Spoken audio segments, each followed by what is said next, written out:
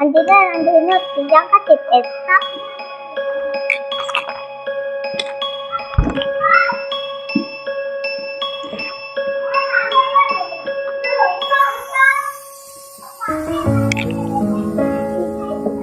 Fatimah, mana tadi itu teks yang kamu pinjam? Aku nggak tahu, aku sudah taruh tadi di tas kamu. Menurut pepatah Bugis, na iya tolong kue menguruk mana poleri tersegi. Maki betuangi maka dae. Iya roh tahu jujur si bawe tersegi. Dalam artinya pepatah ini mengatakan bahwa ketika kita jujur maka semua orang akan percaya dengan kita.